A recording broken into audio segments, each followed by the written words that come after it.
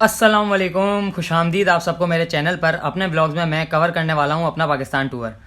Trip का start होना था इस्लामाबाद से और मैं कराची से बाहर निकलने के लिए बेताब था। राइड बुक करवा के अकेले निकलता हूँ दोस्त को पिक करने। फ़िलहाल मेरे साथ बस मेरा लगेज और बेचारा ट्राइपॉड था। अपनी इस शर्ट को देखकर सोच में ये रहा था कि दूर से आने वाले को कहीं नंगा ना लगूँ। कराची में गर्मी इतनी ज़्यादा थी कि पानी जिस्म से बाहर निकलने के लिए रास्ता अपना भूल चुका था और जिस्म के हर हिस्से से भर भर कर बाहर आ रहा था। महमूदाबाद पहुंचा तो तलाल की पैकिंग कुछ बाकी थी। मेरे ट्राइपॉड को भी कुछ इस तरह पैक किया गया कि वो हैरी पॉटर की झाड़ू लग रहा था।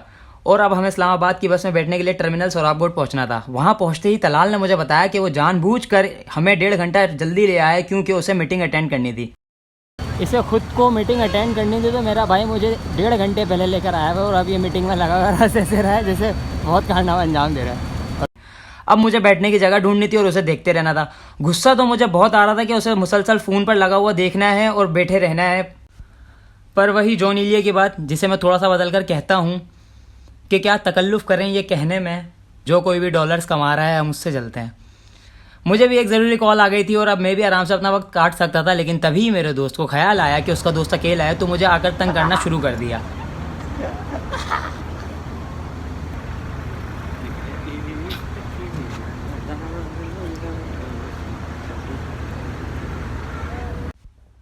फाइनली मीटिंग्स एंड हुई और अब हमें सबके साथ जाकर खड़ा होना था बस के इंतज़ार में। सर से मुलाकात की। हर आने वाली दूसरी बस हमें अपनी ही बस लग रही होती थी। कराची का गर्म मौसम छोड़कर बाहर जाने के लिए दिल तड़प रहा था। टर्मिनल पर पता चलता है हमारे ग्रुप में एक कपल भी साथ जा रहा है और कुछ बच्चे भी हैं।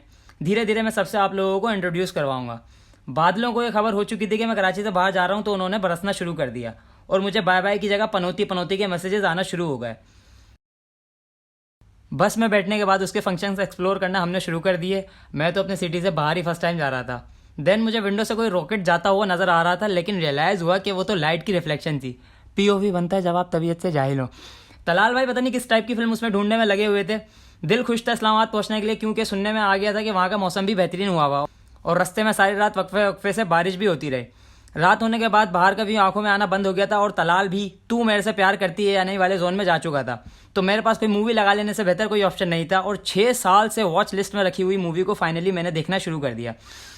11:30 बजे हम मूरो टर्मिनल पर उतरे। भूख से बुरा हाल था, लेकिन यहाँ सिर्फ चाय पीनी थी, वो भी अपने पैसों से। और जब मैंने भैया से बोला कि इंटीरियर सिंध में होते हुए भी 100 रुपये की चाय दे रहे हो तो वो मुझे कुछ यूँ देख रहे थे। चाय पीने के बाद हमारे चेहरे पर खुशी की जो चमक आई थी, ऐसा लग रहा था कि फ्री में मिली हो जैसे। अब हमें सिर्फ खाना खाने के लिए जागना था और इस इंतज़ार में सुबह के 4:30 तो बज चुके थे। फाइनली हम रहीम यार खान टर्मिनल पहुंचते हैं जहां नाश्ता खिदमत में हाजिर होता है और इतने इंतज़ार के बाद नाश्ता किस कदर बेहतरीन मिलता है ये तलाल का रिएक्शन बता सकता है। थकन और मायूसी के बावजूद भी इस्लामाबाद का गुलाबी समा दिलकश लग रहा था, तो हमने अपने मूड को रिफ़्रेश करने के लिए चाय शाय पीना डिसाइड किया। तलाल ने तो अपने लिए चाय मंगवाई और मुझे बाकी के सफ़र में सोना भी था, तो मैंने अपने लिए मैंगो शेक चूज़ किया। लेकिन कोई चीज़ अपने हाथ को आए और पहले दोस्त के मुंह को ना लगे तो कैसी दोस्ती। नाश्ते से पूरा फ्री होकर अब हमें 9 घंटे का मजीद सफ़र करना था। चाय के ऊपर मैंगो शेक पीने के बाद चेहरे पर जो चमक होती है वो शायद यही होती है। पहली दफ़ा सुबह के सूरज को देखकर मुझे इतनी खुशी हुई क्योंकि वो आज़ादी का वो सूरज था जो मुझे बता रहा था कि आगे आने वाले 7 दिन मेरी ज़िंदगी के सबसे बेहतरीन 7 दिन होने वाले हैं। अब पूरे सफ़र में करने के लिए एक ही काम था कि आप हर गुजरने वाली वादियों और पहाड़ों को देखते जाओ, जो मैं बखूबी कर रहा था क्योंकि वही ज़रूरी लग रहा था उस वक्त। लेकिन मेरे दोस्त को उससे भी ज़्यादा ज़रूरी काम उस वक्त लग रहा था और वो मस्त था उसमें। भले रस्तों में खूबसूरत नज़ारे होते हैं, लेकिन कुछ लोग नींद के मारे होते हैं। यार सोना बस में इतना मुश्किल था कि मेरे समझ नहीं आ रहा था लोग इस बस में कैसे सो सकते हैं। मैं तो यहाँ वहाँ सर मार रहा था जबकि बस कंफर्टेबल थी। हालांकि अपनी यूनी के वक्त में मैं F11 में सो जाया करता था। दोपहर के 2 बजे इस्लामाबाद के 20 घंटे का सफ़र हमारा तमाम होता है और मैं खुशी से इस्लामाबाद का वो मौसम देखने के लिए बस से बाहर उतरता हूँ जो कराची से कई दर्जे बेहतर और खुशगवार होना था। उतरते ही मुझे गर्मी के चमाट से पता चलता है कि आज इस्लामाबाद का टेम्परेचर कराची से भी ज़्यादा गर्म है। बस फिर क्या था, मेरा वेलकम कुछ इसी तरह हुआ था इस्लामाबाद की गर्मी से। अब हमें अपना लगेज कोस्टर में शिफ्ट करके अपने गेस्ट हाउस पहुंचना था और मैं बादलों से एक ही बात पूछ रहा था कि क्यों मेरे साथ हमेशा यही सुलूक होता है तुम लोगों का। सच बताऊं तो अब मेरा इस्लामाबाद में रुकने का बिल्कुल भी दिल नहीं था। सारा मूड ख़राब हो चुका था। गेस्ट हाउस भी दी गई लोकेशन पर मिल नहीं रहा था, ऊपर से गर्मी अलग। और आखिरकार गेस्ट हाउस पहुंचना हुआ जिसके बारे में कल बात करूंगा। सफ़र की आखिरी ख्वारी का काम ये लग रहा था कि बस से अब सब बैग्स उतार के गेस्ट हाउस में रखने हैं, तो जितनी ज़्यादा हो सकती थी मैंने उतनी ज़्यादा अपने दोस्तों की हेल्प की। अब दिमाग पर दो ही बातें सवार थीं, एक दोपहर का खाना खाना है, दूसरा मेरे स्कूल फ्रेंड ने मुझसे मिलने आना है। ये सब लोग तो खाना खाकर आ गए और मैं अपने दोस्त का इंतज़ार कर रहा था, यहाँ तक कि 5 बज गए।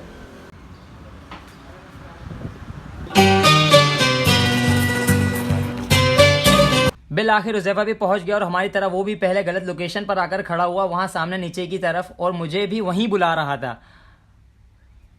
मैं कूद थोड़ी मारूंगा यहाँ से, ये बहुत बड़ी है, इधर से कूद नहीं लगेगी। पैदल नहीं, मैं पैदल नहीं आ गया। और अब मेरा भाई फाइनली मेरी आंखों के सामने आ चुका था। 4 से 5 साल पहले वो कराची से इस्लामाबाद शिफ्ट हुआ था और तब से उससे मिलने मुझे एक दफ़ा इस्लामाबाद जाना था। फिर मैं अपने ग्रुप को छोड़कर उसके साथ इस्लामाबाद एक्सप्लोर करने निकल गया, जो कि बेहद अच्छा फैसला था। हाँ, वजह बताता हूँ बाद में, पर अब बस आप इस्लामाबाद देखें क्योंकि मेरी बोलते बोलते बस हो रही है। अब सामने जो हिल्स नज़र आ रही हैं, हमें वहीं मुनाल की तरफ जाना था। फैसल मस्जिद के गुंबद दूर से देख लेने के लिए अभी काफ़ी थे, क्योंकि मेरे ग्रुप वालों ने मगरिब पढ़ने यहीं आना था और मुझे उनसे वापस यहीं जुड़ना था, पर उन्होंने निकलने में रात कर दी और यूँ मस्जिद जाने का प्लान कैंसिल हुआ। और मैंने अपने दोस्त का शुक्रिया किया कि उसने मुझे शाम के वक्त में इस्लामाबाद घुमा दिया।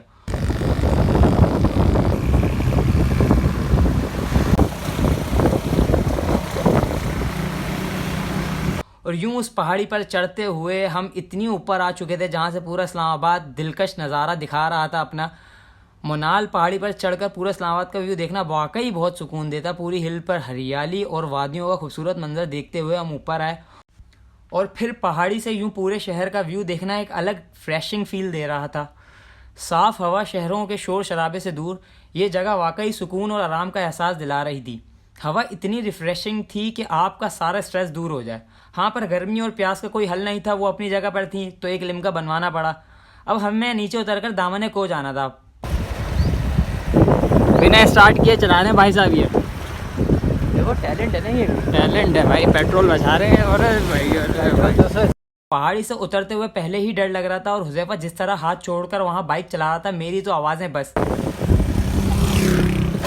या अल्लाह, या अल्लाह, पकड़ ले भाई, पकड़ ले, पकड़ पकड़ पकड़। क्या अल्लाह अल्लाह करते हुए हम दामने को पहुँच गए, जहाँ अपने ग्रुप वालों के साथ मुझे यूनाइट होना था।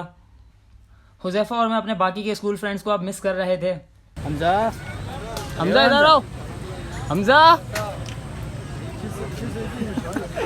हैदर, हैदर, हैदर। दामने को पहुंचने के बाद मैंने ये बात रियलाइज़ की कि इस्लामाबाद के लोग कितने खामोश और सुकून में रहते हैं। कहने का मतलब ये है कि एक जगह पर इतने ज़्यादा लोग जमा हुए हुए हैं, लेकिन आपको किसी किस्म के शोर की आवाज़ नहीं आ रही। यहाँ तक कि किसी के कुछ बेचने की, इवन बच्चों के रोने की भी, कोई शख्स जल्दी में नहीं है। इसके बरक्स अगर 4 लोग कराची में एक जगह खड़े हो जाएं तो ज़्यादा शोर मचा लेते हैं। बताओ भाई साहब, कितनी शांति है इस देश में। वही शांति है जो 1965 में हुआ करती थी। इतने लोग होने के बावजूद हुज़ैफा की होशियारियाँ ख़त्म नहीं हो रही थी और मेरा दिल धड़कना बंद कर रहा था उसे देखकर, जैसे वो वहाँ पर बैठा हुआ था। दामने को के बाद हमें वहाँ जाना था जिस सीन का सब पूरे दिन से वेट कर रहे थे। वो मुनाल रेस्टोरेंट में जाकर डिनर करना था और मेरा तो भूख से शदीद बुरा हाल था, क्योंकि मैंने कब लास्ट टाइम कुछ खाया था ये आपने ब्लॉग में नोटिस किया हो तो कमेंट में बताएं। यूं मेरा मुनाल पर पहुंचने के बाद मूड और भी डाउन हो गया था, एनर्जी बिल्कुल नहीं थी यार।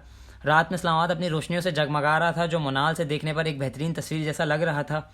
खाने के लिए हमारे लिए एक लंबी टेबल लगी और सब अपने अपनी पोजीशन ले चुके थे और बातों बातों में ऑर्डर की हुई कढ़ाई और हांडी पेश हो गई। अपना पर्सनल ओपिनियन शेयर करूँ तो कढ़ाई बेटर थी और हांडी एवरेज भी नहीं थी। सच बात यह है कि यहाँ पर सारे पैसे एम्बियंस के थे। अब सब ने वापस गेस्ट हाउस जाना था और हुर, मैंने और तलाल ने पिंडी जाना था हुर के एक काम से।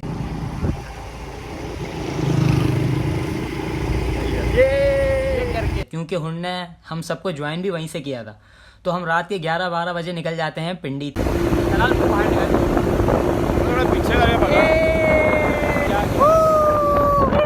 पिंडी रात में भी इतना गर्म मौसम रखकर बैठा हुआ था कि मैं कराची के मौसम को दुआएं दे रहा था। कम से कम रात में बेहतर होता है। रास्ते में हवा जिस तरह लग रही थी आकर मुझसे, मेरा मोबाइल नहीं संभल रहा था और हवा भी गर्म, और फिर मैं बैठा हुआ भी सबसे पीछे था, तो वो दिक्कत एक अलग थी।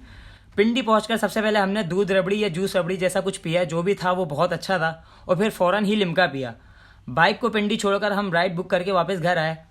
यहाँ होता है एंड मेरा डे 1 3 घंटे एक्स्ट्रा के साथ।